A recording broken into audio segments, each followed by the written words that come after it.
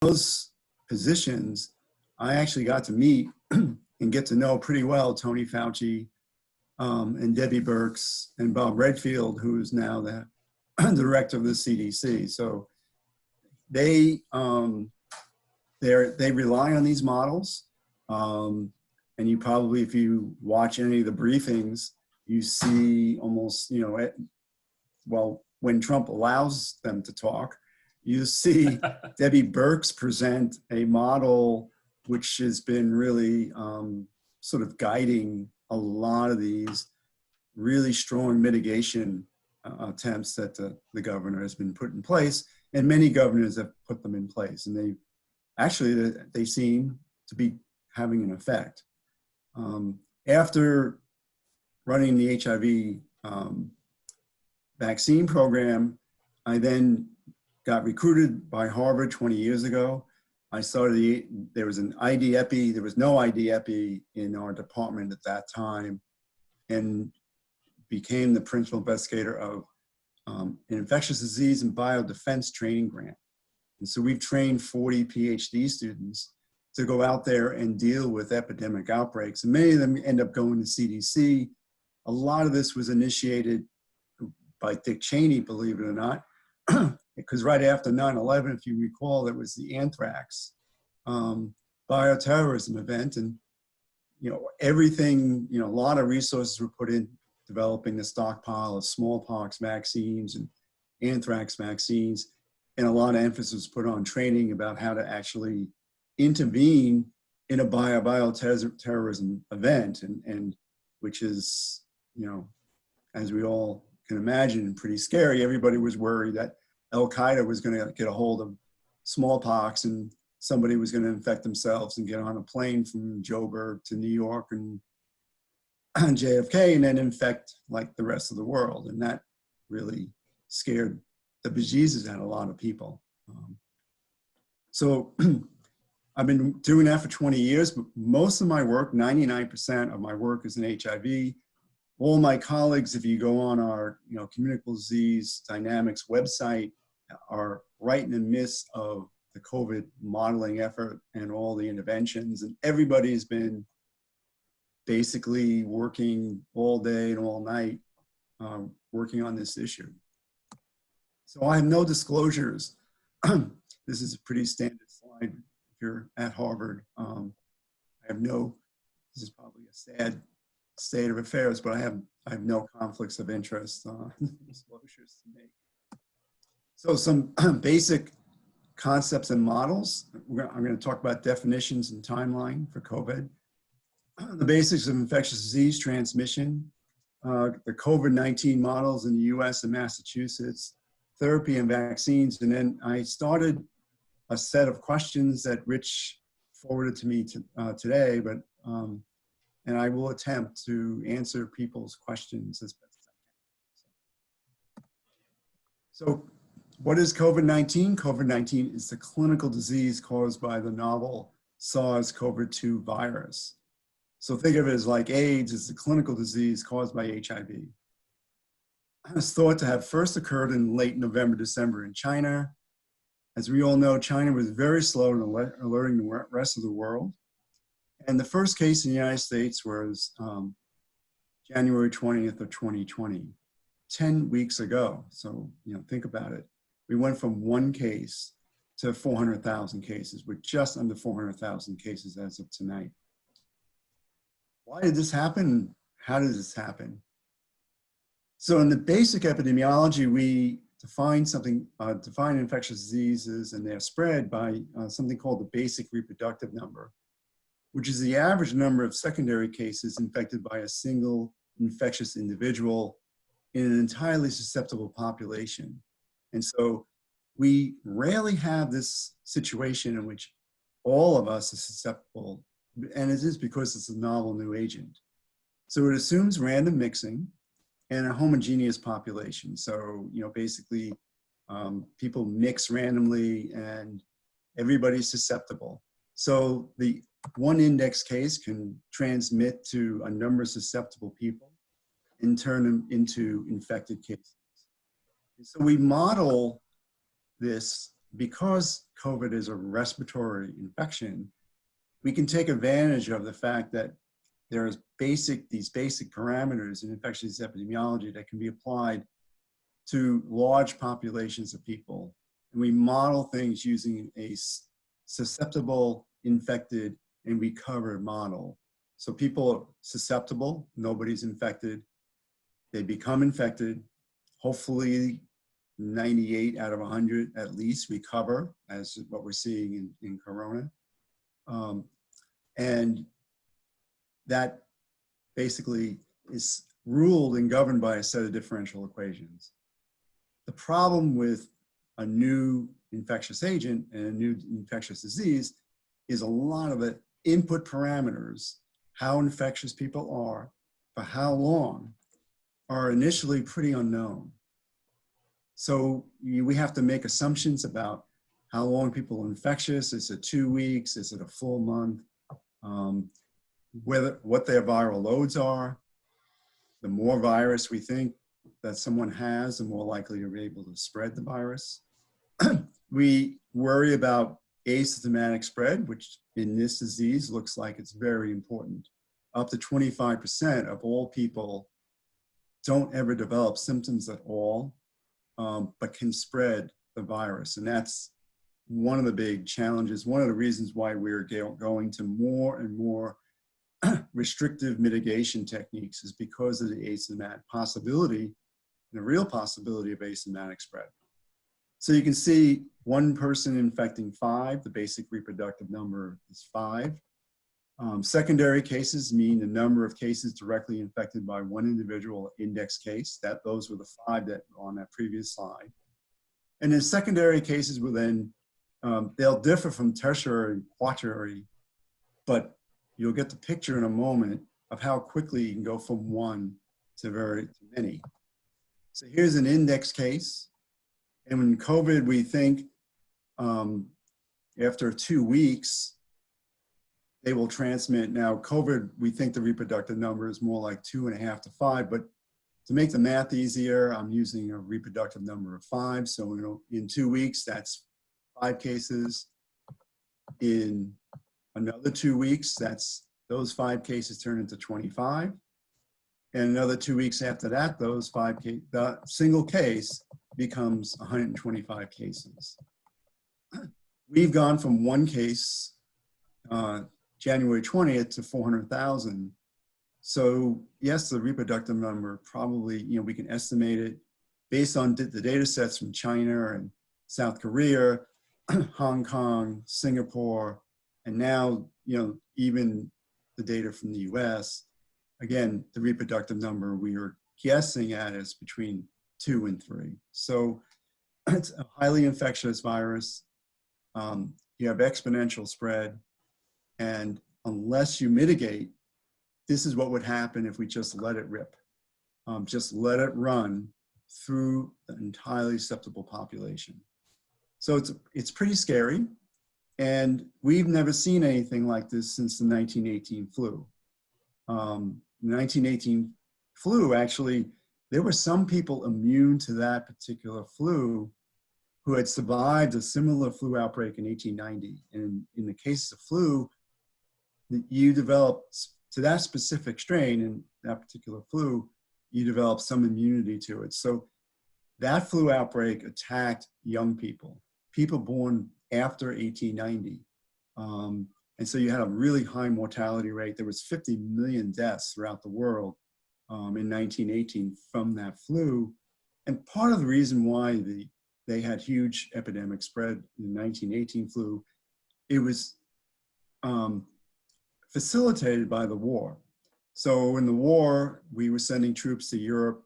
A lot of folks in Europe, different countries were fighting the war.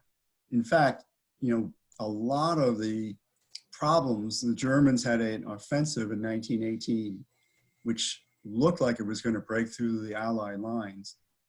Their flu epidemic hit just as they were engaged in that offensive, and 80% of their soldiers had the flu. So it totally, we took credit for stopping the Germans with the American forces coming into the war in 1918. but it was a combination of our forces and the Germans getting really wiped out by flu. Now, we didn't tell anybody that 50% of our troops also had the flu, and so did Britain, so did France. And, you know, a lot of the, this is one of the reasons why the military is so engaged in vaccine development and prevention, because, and all this work that we were doing for many, many years, looking at biodefense, was really classified as top secret because nobody really wants to know, or nobody really wants to share what your capacity is as a military force. And this is one of the reasons why that captain of that, Teddy Roosevelt, people were upset with him in leaking that letter showing that there were so many troops infected on that carrier. You're never supposed to let people know about an outbreak in your forces. It's really, that's all classified information. And you can well imagine that, you know, that in the First World War, if everybody knew the state of their military, that would result in various changes in strategy and so forth. So, so it can rapidly spread through populations. But what does R0 tell us? So the magnitude of R0 determines the likelihood and the scale of the spread of infection. So when R0 is greater than 1, as it is now, the epidemic will thrive. If R0 equals 1, which means on average, one person infects one other person, the epidemic will remain stable. And if you get R0 below 1, the epidemic will die out. It doesn't tell us anything about the time frame of the epidemic. And so you can have, for short periods of time, very, very high R0s for very short durations. But you can imagine eventually you're going to run out of susceptible people. So a very fast moving virus, very like measles, for example, will eventually basically in a very short period of time infect everybody. Those that recover will have lifetime immunity, and that's great for measles. We don't know for COVID whether you're going to have lifetime immunity. R0 also assesses the impact of interventions or therapies on transmission or vaccines on transmission. So it's a pretty handy and pretty simple concept. You know, and you know, when you think about it, it makes perfect sense. If you don't transmit to anybody, the virus dies off. George, is this the same? Is this the same thing as the called the R0 number? Yes, the R0. Yep. Okay. All right. So some of the values of R0 for well-known infections: measles is the most infectious respiratory virus we know. Pertussis is similar.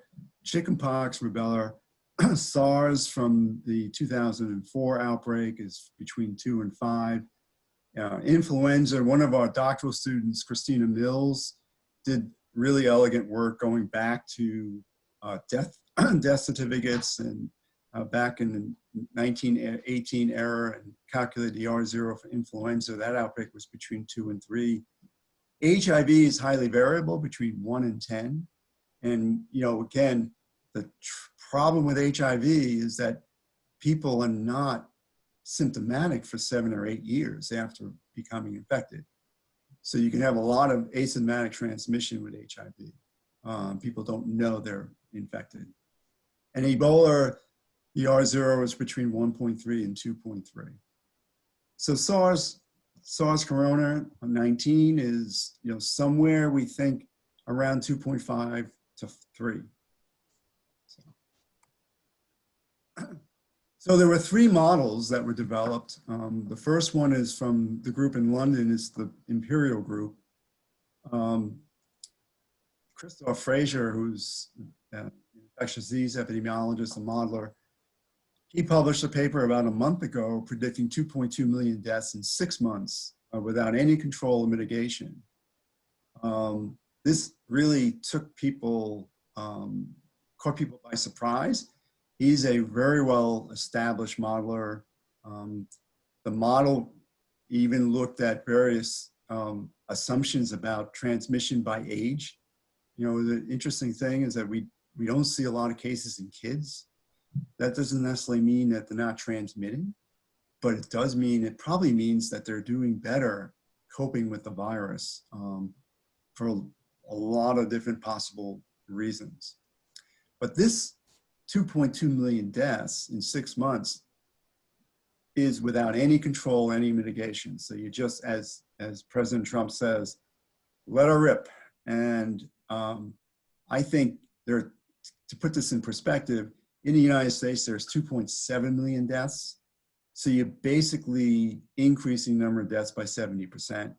And I don't think anybody would accept that. And I think when Debbie Birx showed him this model, but also the other two models I'm going to speak about, I think the president, like it was about 2 weeks ago, really changed his tone and really talked about mitigation in a serious way. But this is for the initial wave, and I think we're going to have to talk about a real possibility that we're going to see additional waves. And a lot of the deaths are going to be due because everything, we just don't have the capacity to handle millions of people in our hospitals and ICUs. We don't have the ventilators, everything you hear about every night. We wouldn't be able to handle it and we would be totally swamped.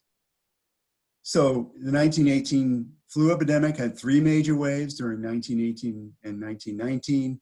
There's a great book by John Barry, The Great Influenza, which all of us read, but of course I had to reread it during this outbreak. It reminded me of so many interesting stories, different cities and different towns. Boston was really impacted in the summer of 1918, and baseball was shut down Labor Day.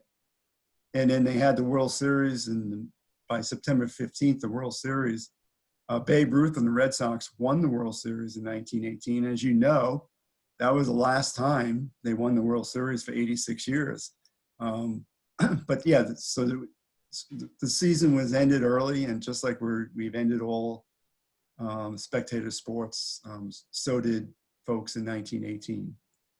And then my colleagues at Harvard at the Center for Disease Dynamics developed their own model, which, you know, obviously, if you have limited input data on the infectiousness and duration of infectivity, you're going to come up with pretty much the same kind of estimates. And that their estimates are very largely in agreement with the Imperial Group. And in the Institute for Health Metrics and Evaluation at the University of Washington, Chris Murray, who's we know very well, his model agreed with those other two models, but one of the things he can do is to take all the data from all 50 states, all the new people tested, the number of new infections, the number of deaths, run it through his model, and those numbers are what Debbie Birx looks at around midnight to see what the slope is of each one of the states. And so if you go on that website, you can see how your favorite state's doing, and you can start seeing how some of the mitigation efforts probably are having an effect. So this is a map of the US showing the mitigation efforts using cell phone data. And it's interesting, you can track people's, how much they travel on a typical day using cell phone location data. And you can see all that gray in the Northeast and in Michigan. The mitigation efforts have been really highly complied with in many, many, many states. And those are the states where we think we may be seeing a slowing signal.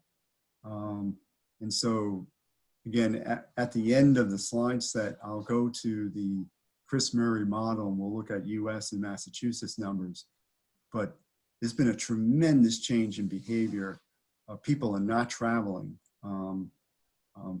Certainly in large parts of the United States, Washington State, a large part of California along the coast, which is really where most of the people live. So there's been a lot of mitigation. Even in Miami, there's been a lot of mitigation. Other states have not. And, you know, some of the, you can make the argument, like in many parts of the Midwest, farmers and ranchers in Montana and North Dakota, I mean, they're traveling distances still, but they probably don't run into anybody. They probably run into more cattle than people. So they probably don't need to mitigate and as much, and they probably, there's a lot of controversy about whether to open up those states early and relax some of the social distancing recommendations and guidelines. So therapies.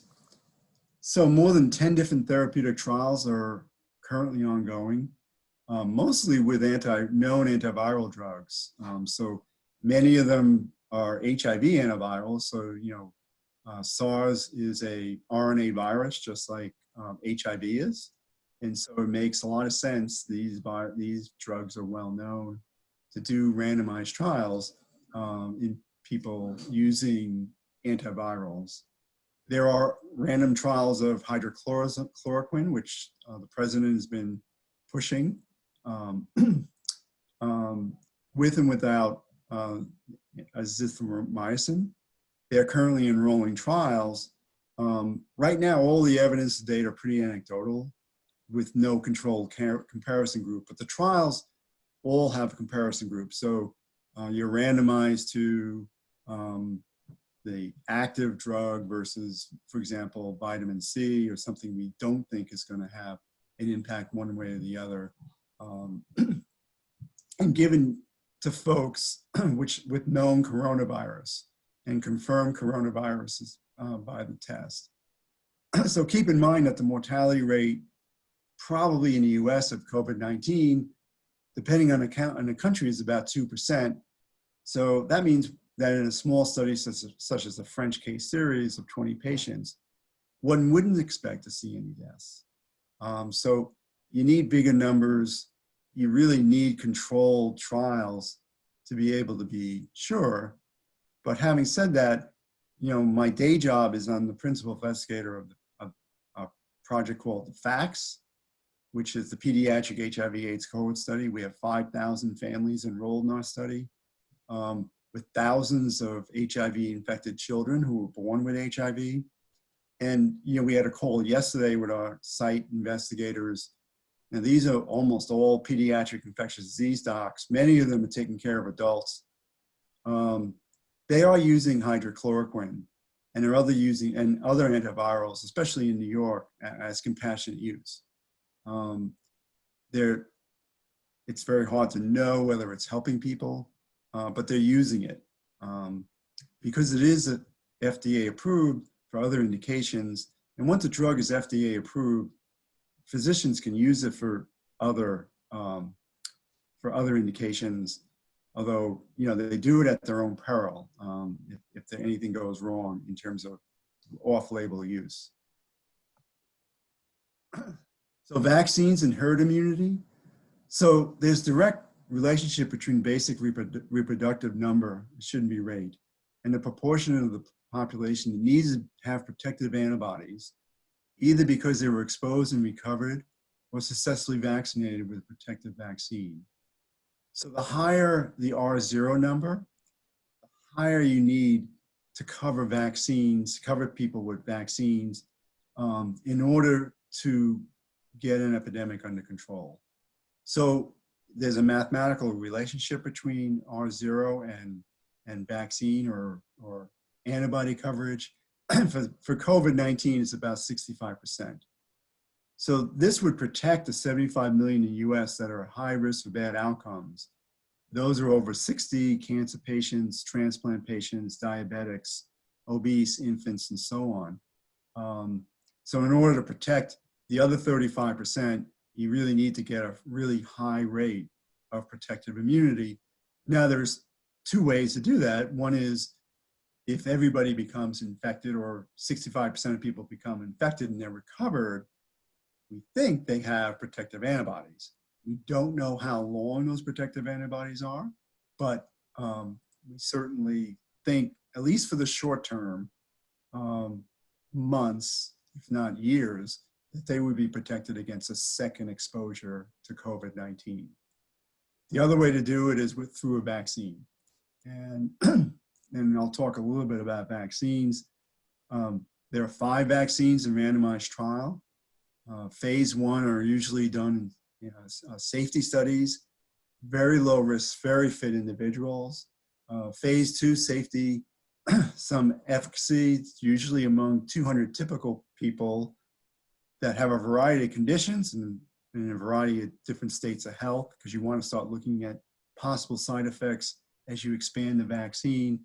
And phase 3 will be done in people at risk for COVID, which will probably be hundreds, although I haven't done the sample size calculations yet, but basically because COVID is so infectious, we think we can probably enroll lots of people in phase 3 trials pretty quickly to get a definitive answer.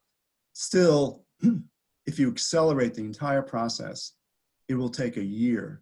And as I said, there are 5 vaccines in trials right now, and I'm sure there's going to be a lot more coming down the pike.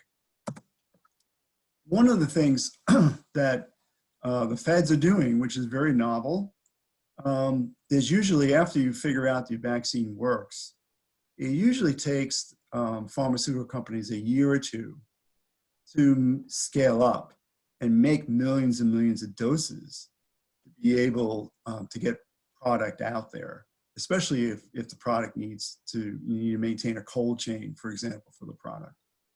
So what the NIH, what the feds have done, I don't know which of the congressional bills this was in, is that they've told these companies, start making the vaccine now. As soon as your vaccine goes into phase 1, you've got an order for 100 million doses or 200 million doses or maybe 300 million doses. We will pay you now to make the vaccine. We're going to put that bet on because we don't want to be a year from now or a year and a half from now declaring, gee, this vaccine works. It's going to take another year and a half to ramp up to get people vaccinated. So the companies, Novartis and other companies are already in production trying to ramp up their vaccine production. So as soon as the signal is seen, millions of doses will be available. This will cut a lot of time. Now this novel approach, though, will cost taxpayers many billions because let's say your vaccine never works or there's a harm associated with it and it's abandoned.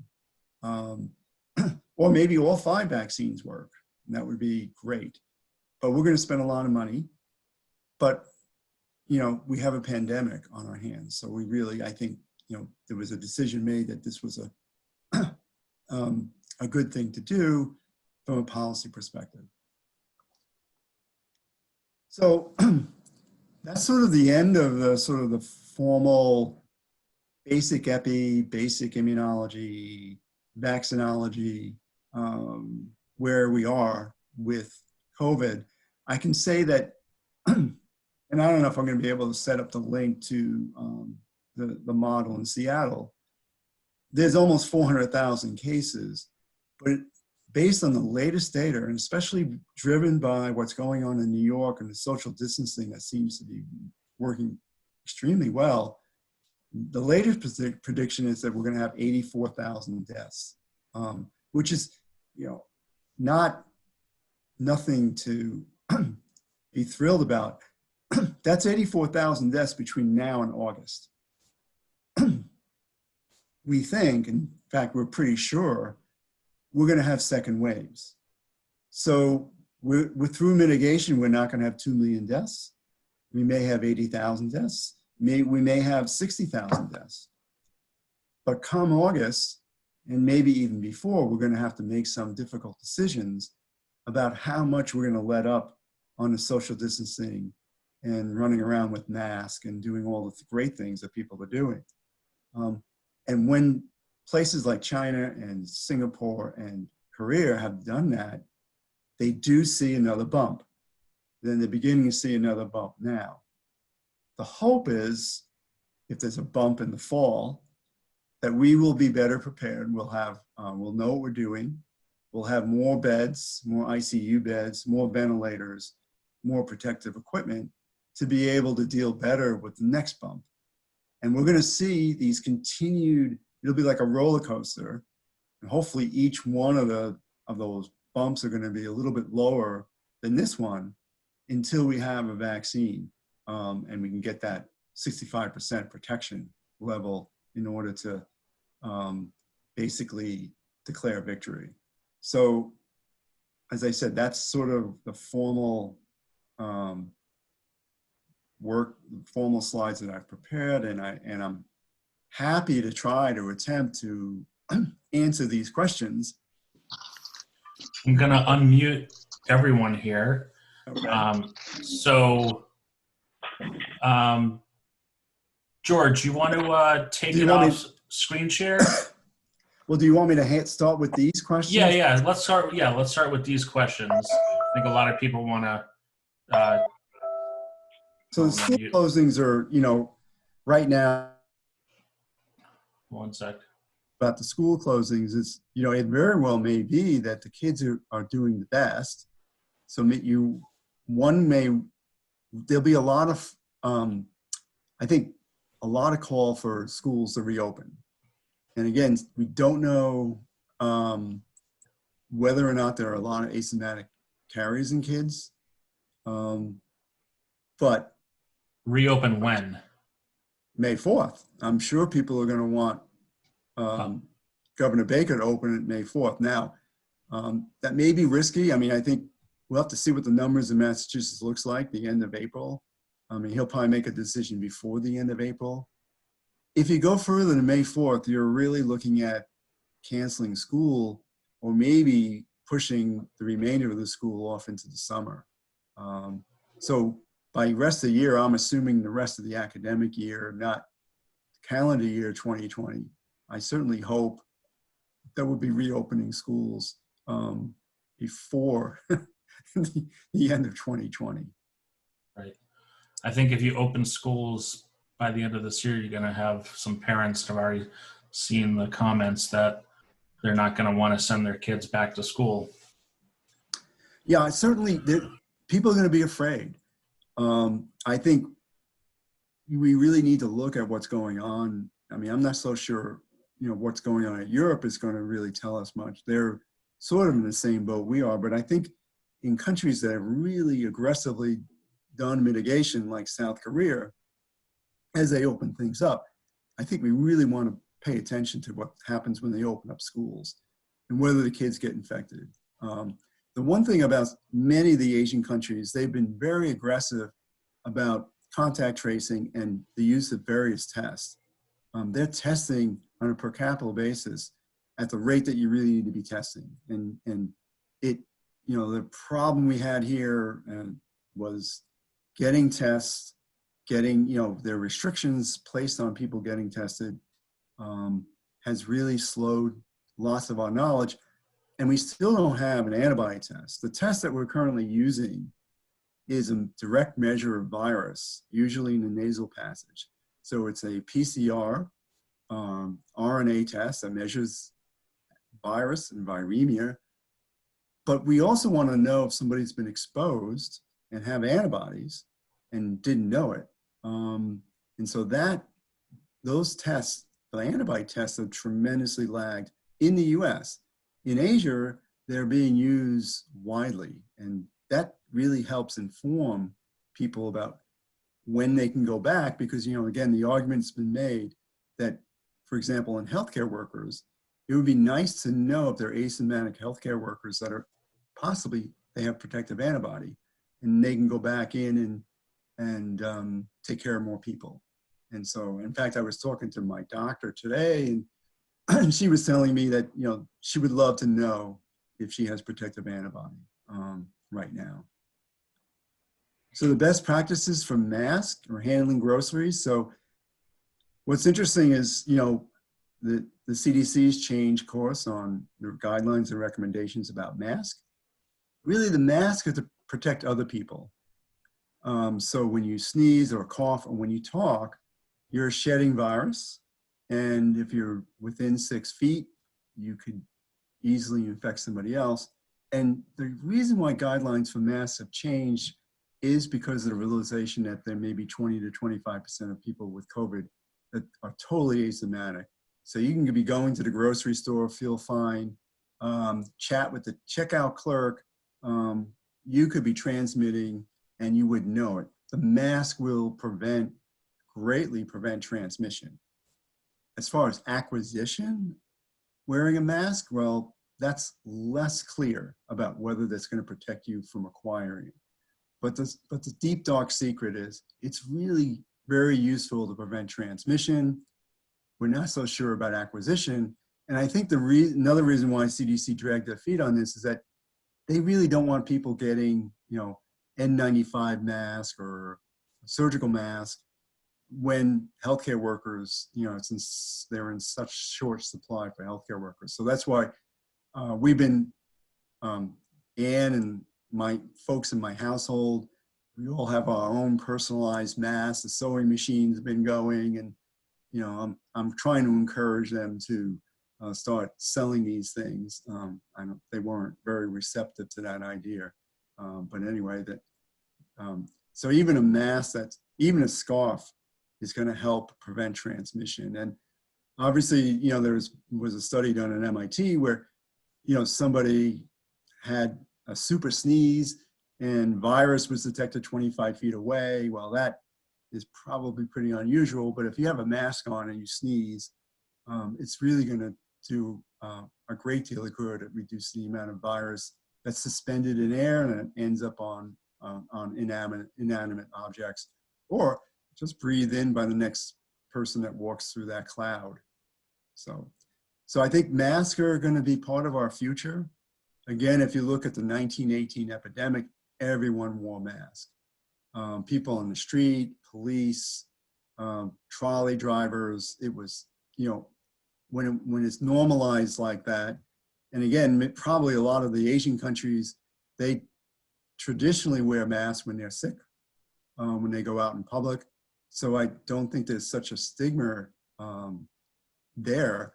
I think the more of us that wear the mask, the less stigmatizing the masks are. So you think Yeah. President Trump should be showcasing a mask during the press conferences? Well, I will say that he's living life dangerously. I mean, it's a very sad and sobering experience what's happening to Boris Johnson. And so it really shows. I mean, Boris Johnson, he's not elderly.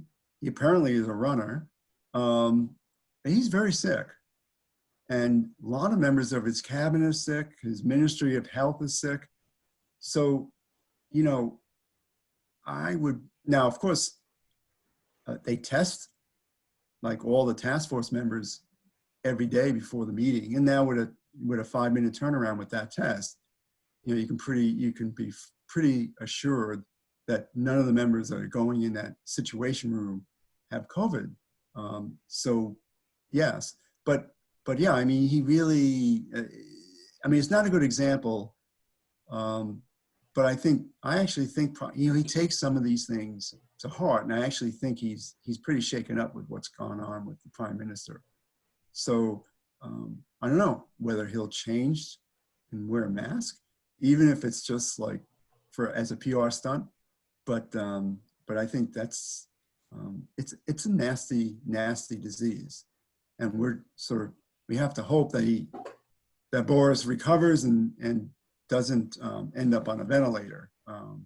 That's a really, that's a 2 to 3 or even more week stay, and it does damage the lungs to be on the ventilator for that long.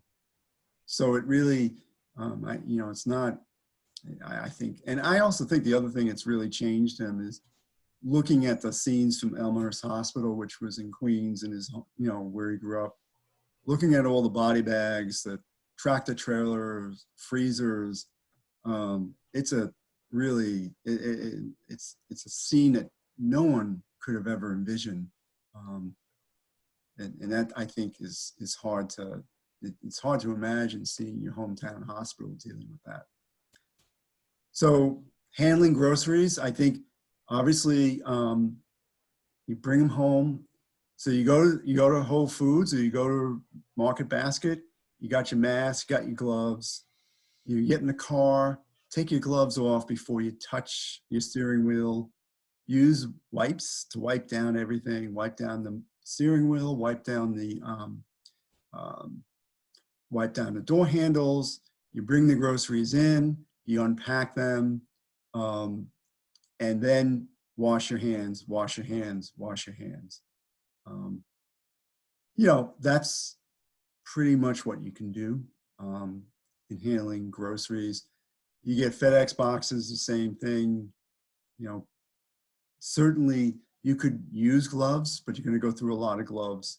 The critical thing then is to wash your hands at 20 seconds and with soap and warm water. So. George, actually, Christy Yeah. Colburn has a quick question.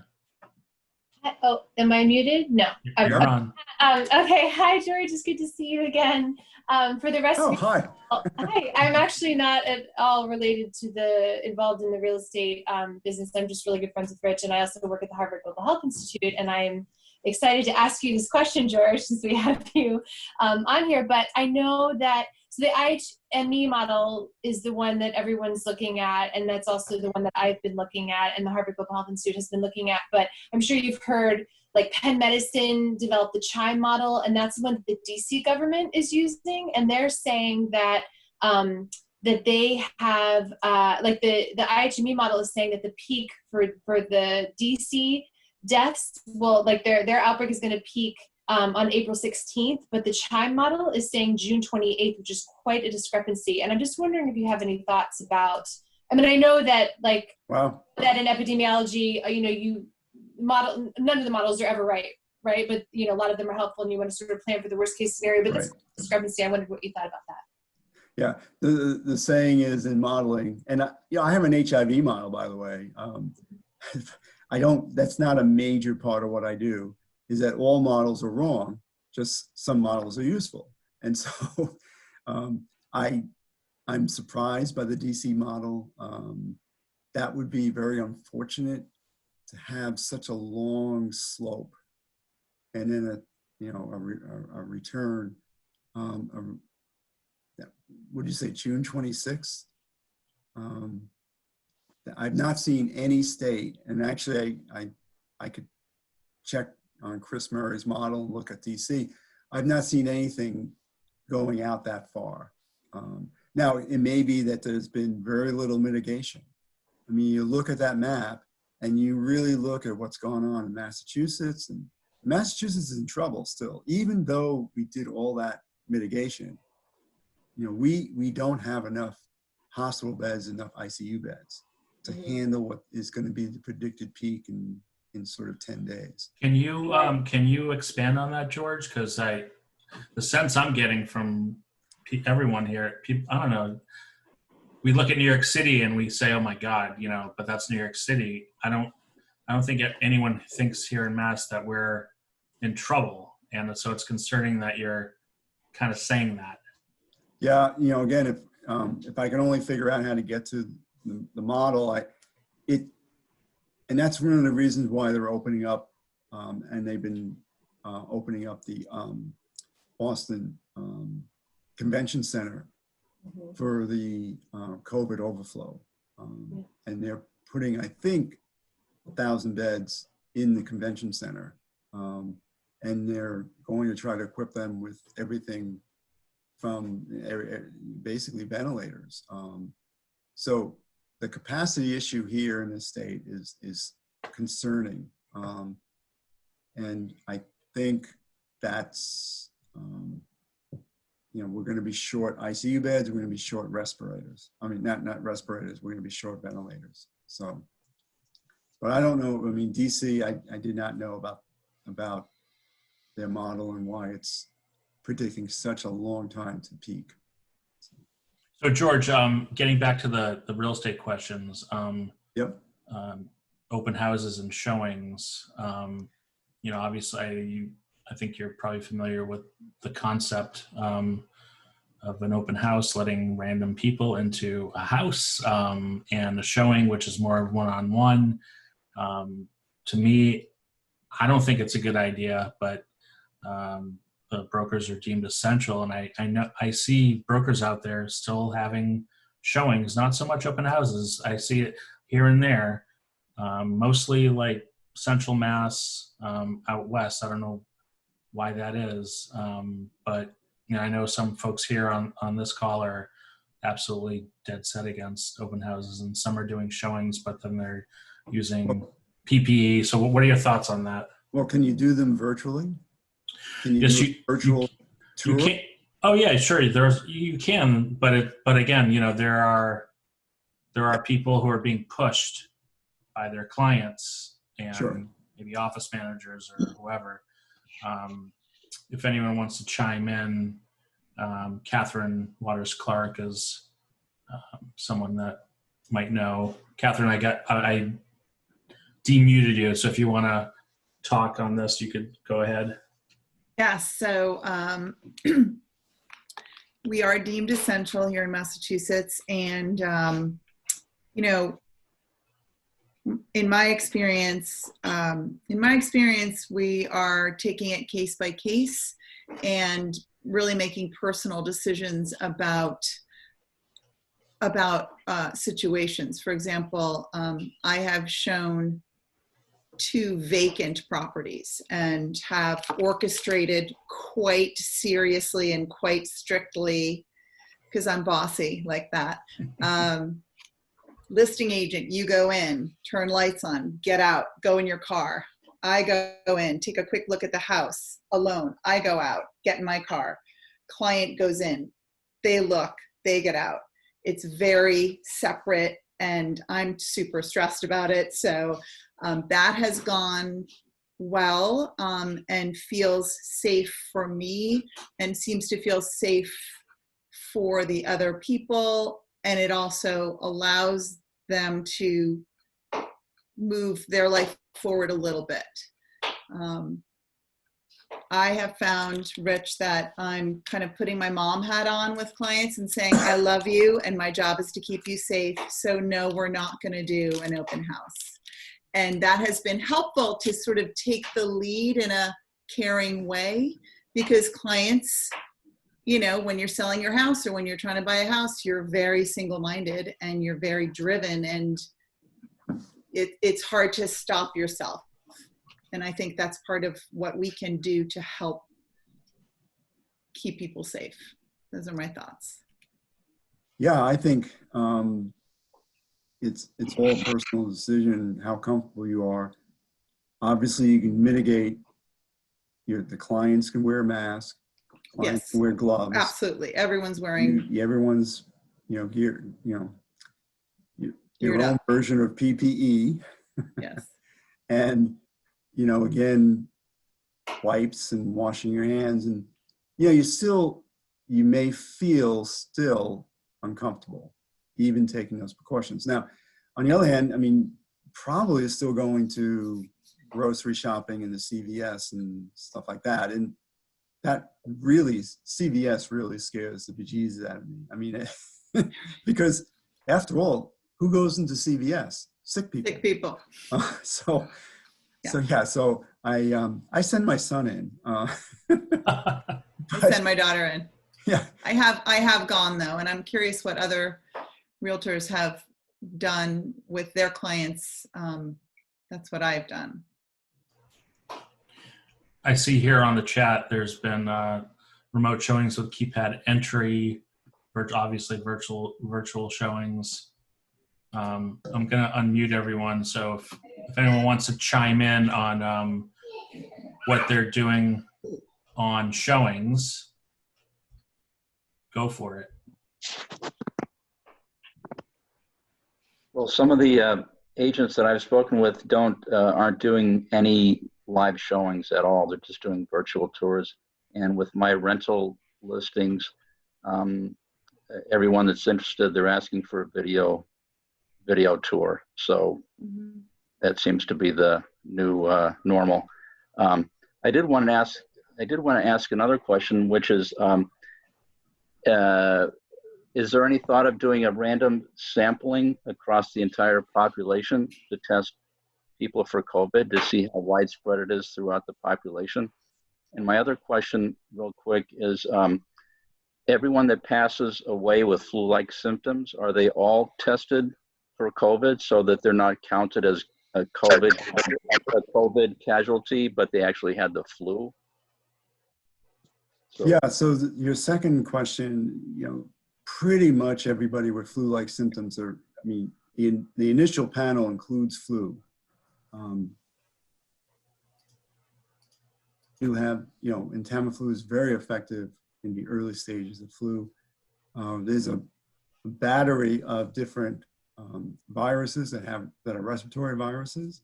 I'm getting over one right now that's related to a virus that RSV that infants get. So I was tested for COVID as part of the process of figuring out what I really had. So the testing, especially once somebody gets really sick and is in the hospital and ICU, I think they've all been tested for COVID. Now, the test is not 100% sensitive, so it's possible that we could be missing some people. And likewise, the other tests for the other infectious viruses are not 100% sensitive. So it's possible we could be missing things and misclassifying people. But I think the tests are good enough that once someone gets into trouble, that they're on a respirator, on a ventilator, and that potentially could pass, I think it's pretty standard that they all get tested for COVID. Now, your first question is one of the things I'm doing with the state is we're trying to figure out populations that we should be possibly testing using the RNA test, which measures viral particles, but also to do the serology, the blood serology, where we can identify antibodies, and to do what we call serosurveillance, which we did many years ago in HIV, where anonymously we took bloods that were discarded and we tested those clinics. We did it in all the Boston health centers, Harvard Vanguard, which now is Atrius. We took all the discards and tested. In fact, we tested, one of the novel things we did in Massachusetts was every newborn gets a heel stick to test for a variety of different metabolic conditions. We tested for HIV antibodies in those heel sticks. There's 4 million infants a year born in the United States, 10,000 a day. We would love to be able to use an antibody test on those heel sticks. They're sitting in the state lab of every state in the country. That would tell us every single day with the 10,000 infants born, how many moms are infected, because those antibodies are from the mother. So yes, we're coming up with, and these are recommendations we're making to the governor for all sorts of possibilities and testing populations, from anything from outpatient clinics to heel sticks to random household sampling to even things. We some colleagues of mine wanted to test market basket workers. And I told them that they would probably be arrested.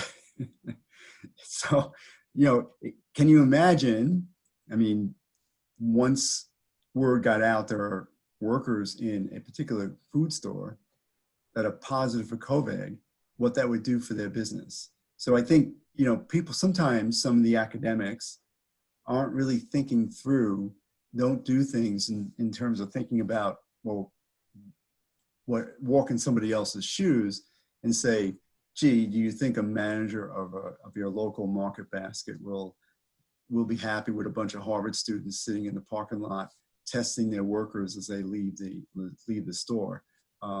That was, I said, this is a non-starter. This is not going to happen. So yeah, the governor is particularly interested in this question. The issue is, what are the ethical obligations? Like the easiest thing is to take those discarded blood tubes and test those tubes anonymously. And not link it back to the patient. But some people will argue, well, we have an ethical obligation to go and find that patient and tell them that they were exposed to COVID because they have antibodies in their blood. That was a big debate back in the HIV days when we had no treatments for HIV. We have no treatments, really proven treatments for COVID. So the question is that for surveillance purposes, which would help us tell us, what proportion of the population's exposed and possibly immune. Yes, this is really important to the governor, not just of our state, but to many, many states and to the CDC. This will be happening, I'm sure, in the next couple of months, because that will guide decisions around reopening and how fast you can reopen everything to monitor that seroprevalence. So it's a great question. It's something we're really pondering and trying to figure out, well, who to test. And can we get, obviously we'd love to be able to get a random population-based survey. Everybody's sitting home. I'm assuming we filled out our census forms today because, what the heck? I mean, we got nothing else to do. That's not quite true, but people have time on their hands. And the one thing you can be sure of is when you knock on somebody's door, there's going to be somebody there because people are staying home. So, or random digit dial or get them on the phone. So yes, we're working on those different plans. That's my evening job, trying to figure out how to do this and evaluating different antibody tests and trying to select the one that has the highest sensitivity and specificity and is the most valid. So stay tuned, that may be coming to a neighborhood near you. George, are you seeing any data showing that the quote unquote curve is flattening in any metropolitan area or, countrywide, California, whatever? Well, certainly California and Washington State have flattened their curve. And it's, people attributed it to the early mitigation, the social distancing that was, recommendations that were done. There's still outbreaks in LA. I heard some disturbing data today. Many other states are flattening the curve. And, New York is interesting because I think they may be, even though today was their worst day in terms of deaths, the number of new cases is less than yesterday. And that was less than the day before.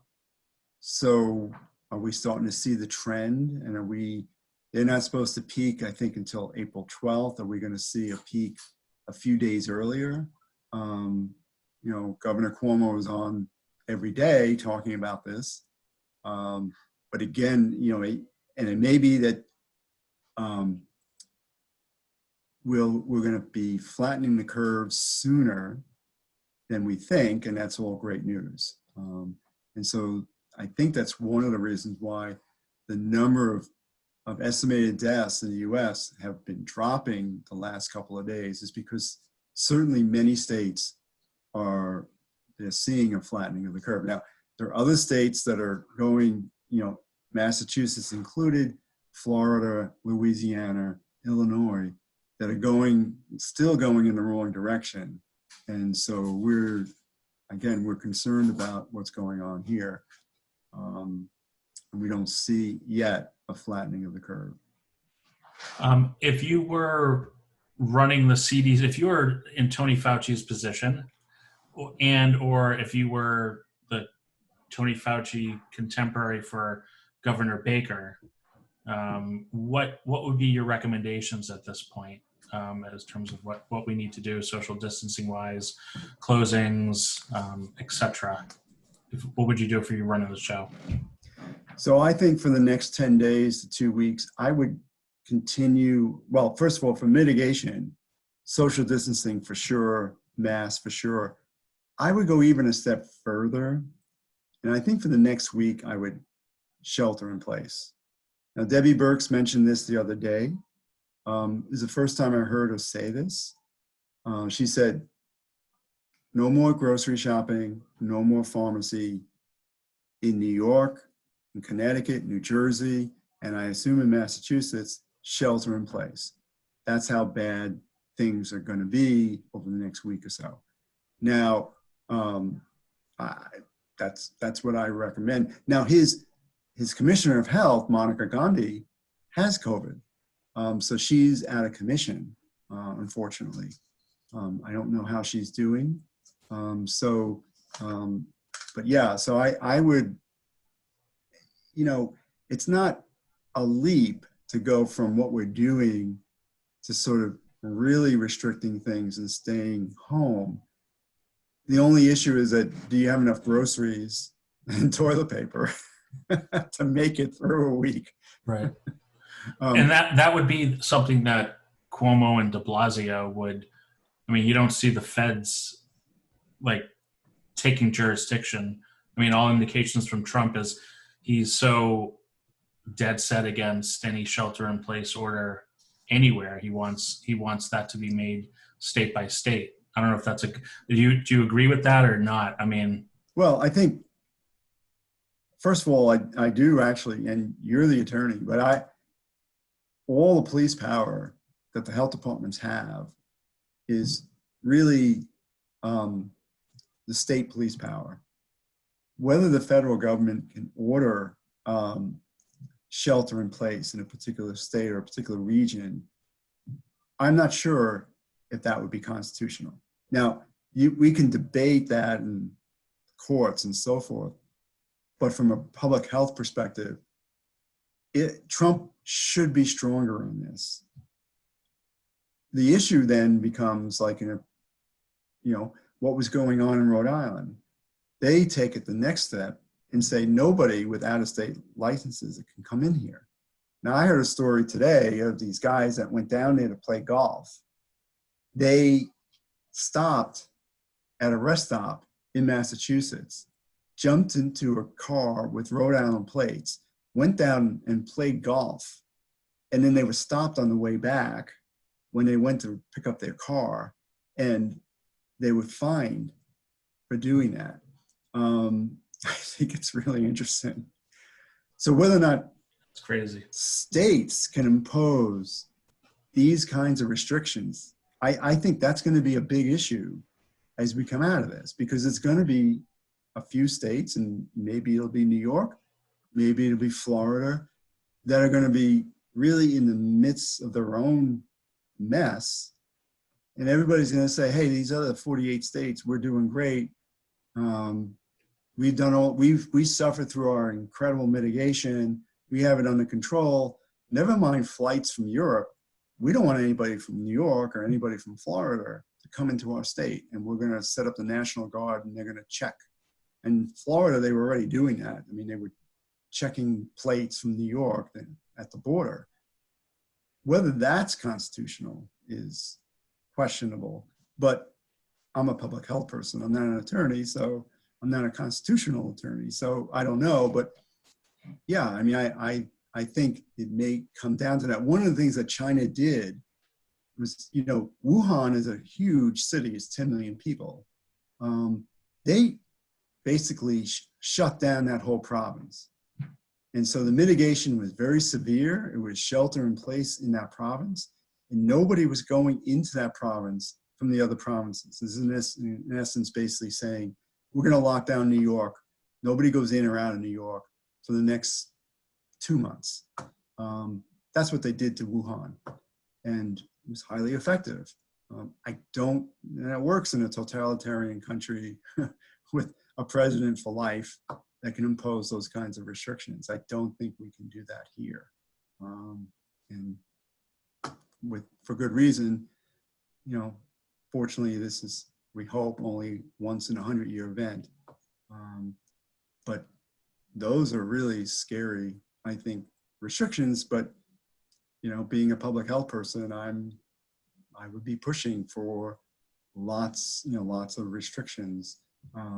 But I think the shelter in place here for the next week or 10 days, that's what I would recommend to the governor. I must say, people are amazingly adherent to these guidelines. Now, of course, I have not gone food shopping or gone to CVS in a long time. I stay, I walk, but I don't go. I haven't gone, of course I'm lucky because I have other people that will do that for me, but I have a neighbor who has not left the house in 6 months, and it wasn't because of Corona. He has everything delivered, all his food delivered, all of his, everything is delivered to his house. And I don't know how he has 5 Wheaton Terriers. I don't know how he survives, but basically I waved to him. I've had one conversation with him. He's been there since September, so. Wow. Anyone else have some questions? You want to write them in the chat bar?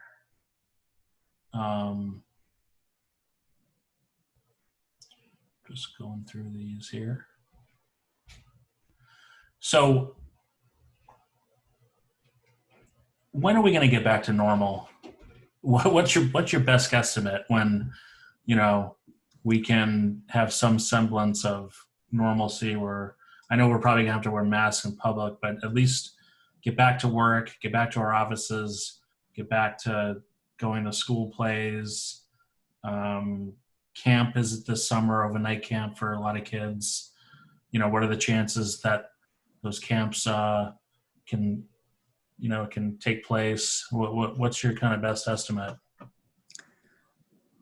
I would say now back to normal is, I don't know whether we'll ever get back to normal as it was, 2 months ago. But I think close to normal, probably August, September, in time for the next school year, with the knowledge that we have to stay really on top of this, and we have to have good testing in place. One of the things I'm involved with the governor in Massachusetts is an initiative we've got volunteers. All the medical students graduated early. All of our students at the School of Public Health also have nothing to do. We have 1,200 volunteers from 6 schools that are being trained to do contact tracing. And as soon as they're trained and they have good testing, they will be doing contact tracing of all new cases. That I'm hoping will be in place by next fall, so that if there are flares, they can be attended to as quickly as possible. We can get infected people medical care as quickly as possible. And the big concern is going to be households. That's really where a lot of the secondary transmission is going to occur, and how we can mitigate in those households and separate people out as soon as possible. That will keep the community transmissions as under control as possible. That combination, I'm hoping, will replace these social distancing guidelines and recommendations. And if that happens and we see surges every once in a while, and as long as we have enough healthcare workers, enough equipment, enough beds, and we intervene quickly in households, we may be able to have to do things like go to school and go to plays and stuff like that. Honestly, it's very hard for me to know until we have a vaccine. And, we keep our fingers crossed on a vaccine. So we want to hit that last question on the slide about closing attorneys. We have nurses, medical professionals who are needing to sign documents. Obviously, they're very high risk of exposure, and then that we could get exposed to. So do you recommend attorneys wear like full-on hazmat gear, or not be in the same room with those type of clients? Well, I don't know if I would only, because of asymptomatic transmission. I mean, I think the health professionals are going to be taking precautions when they're engaged in something like a closing. I think I worry more about everybody else who may be nonchalant about it. I think, you know, yes, they're at higher risk. They are, you know, if they have, in my encounters with the healthcare system over the last couple of weeks, they're extremely obsessive about changing their gowns and changing their gloves and their mask in every encounter. And they're trying very hard to protect themselves and their families. And so if you can do, I don't know if you can do closings remotely. Obviously that would be. We're trying to do that. That's funny. Yeah. Well, I mean, that would be the ideal, obviously. Yeah. As we're Zooming right now, you can probably have people sign documents, witnessing witnessing the closing and so forth, using software like Zoom. But that would be the best thing to do. The second, the backup would be to have all parties wear masks and wash their hands.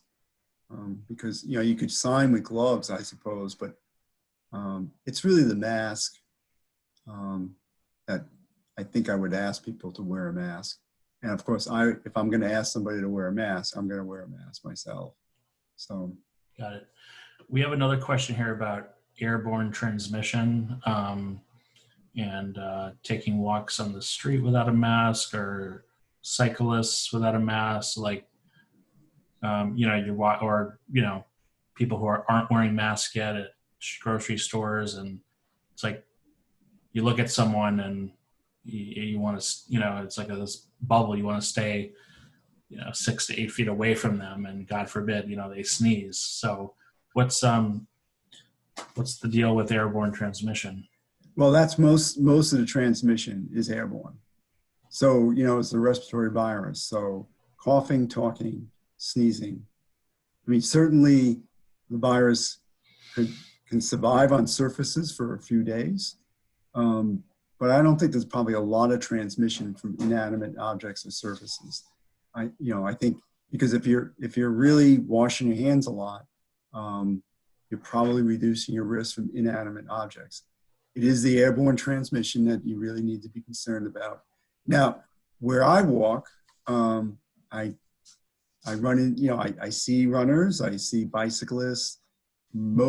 Every once in a while, I see somebody wear a mask, but we're nowhere near 6 feet from each other. We're 60 feet from each other. It's pretty sparse out here in Wayland. When I see pictures of what's going on the Esplanade and on the Common, where there's, people are not keeping 6 feet distance, or even, there's a lot of potential for transmission. I can't imagine running with a mask. I have a hard enough time running without a mask. but yeah, I mean, I think if you're outside engaging in walking, or and you're in an environment where there's a lot of other people doing it, then put your mask on. But most of the time, walking outside in the woods or walking various country roads, you're not at risk. The airborne transmission is in relatively close quarters, where you go to the supermarket and somebody's coughing and you're close by, and you're getting sprayed. I mean, we all know the person who ate onions for lunch and is, spraying everybody. And, if you can smell what they ate, you're too close. All right, we're gonna have one last question because we're almost hitting the 9 o'clock. So if anyone wants to write something in the chat bar, go for it. Otherwise, let's just Give him a couple seconds here.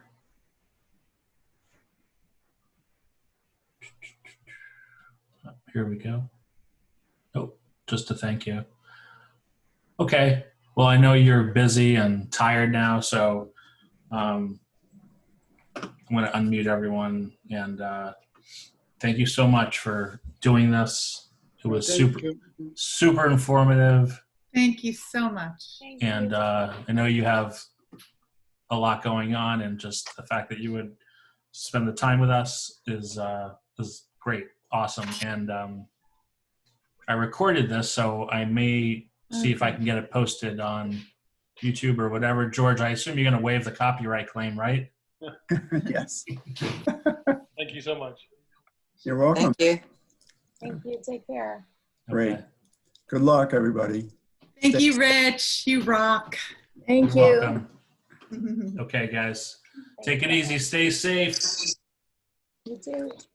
Thanks.